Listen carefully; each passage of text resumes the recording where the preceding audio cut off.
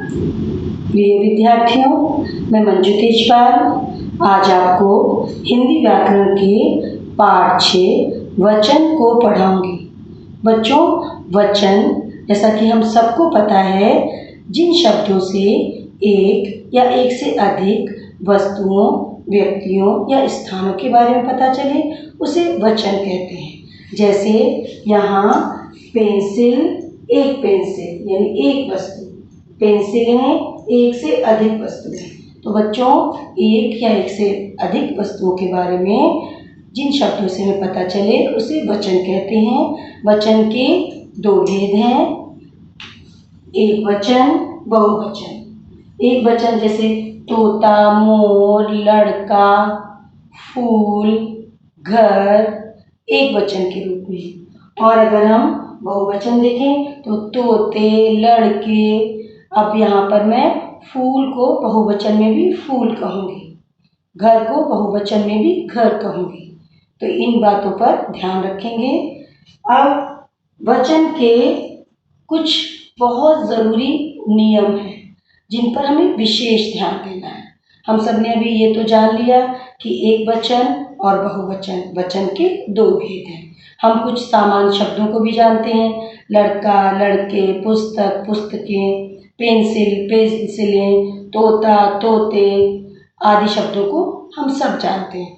और अब हम इनकी कुछ विशेष बातों पर ध्यान देंगे, जिसमें सबसे पहले देखो बच्चों, वचन बदलने पर संज्ञा और क्रिया के रूप भी बदल जाते हैं। तो बच्चों, अगर हमारा वचन बदलेगा तो जो संज्ञा होती है और उसमें जो हम क्रिया का प्रयोग करते हैं वो दोनों भी बदल जाते हैं। जैसे हमने एक छोटा सा उदाहरण देखते हैं, तोता उड़ा। यहाँ तोता संज्ञा शब्द है और उड़ा क्रिया शब्द है। ये है एक वचन। और अगर हम इसको बहुवचन में बदलेंगे तो देखते हैं बेटा, तोते उड़े, यानी तोता का बहुवचन तोते और उड़ा एक क्रिया है और क्रिया यहाँ बदल के हो गई उड़े, तोते उड़े। तो इस तरह से बेटा हमें इस बात पर ध्यान देना है कि संज्ञा और क्रिया भी बदल जाती है यदि वचन बदलता है। अब हम इसके एक और विशेष बिंदु पर आते हैं, सदैव एक वचन में प्रयोग होने वाले शब्द। बच्चों, कुछ शब्द ऐसे होते हैं जिनको हमेशा एक वचन में प्रयोग करते हैं।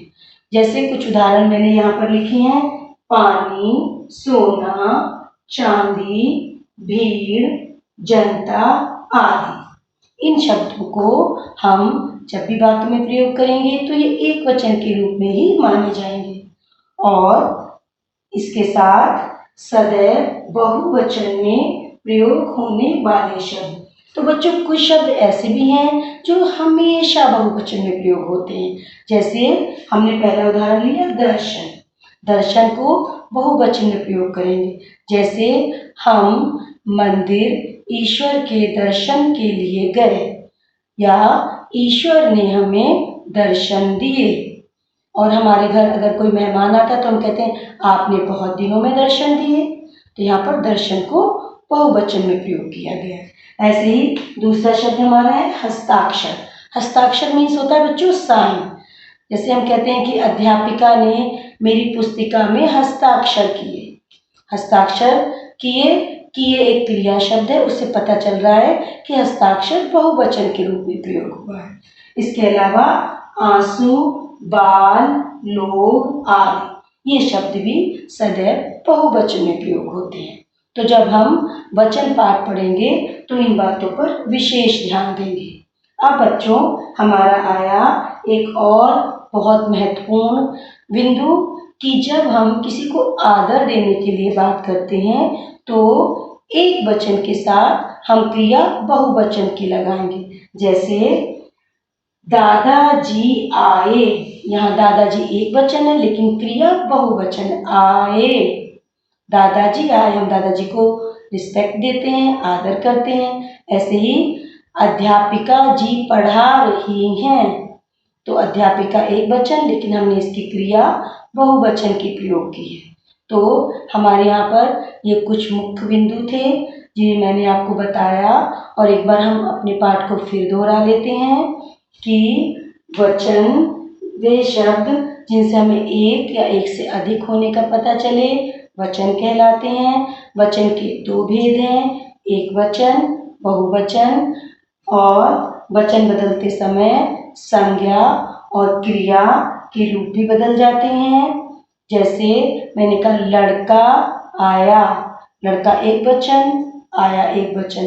अगर हमने कहा लड़के, अगर हमने कहा उसको बहुवचन तो हमारी क्रिया भी बदल जाएगी, बहुवचन में आया का आए।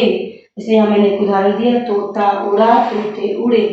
तो इस प्रकार बच्चों जब हम वचन पढ़ेंगे तो इन बातों का ध्यान रखेंगे और इस तरह से हम वचन के बारे में जो यहाँ पर हमने समझा उस पर विशेष ध्यान देंगे।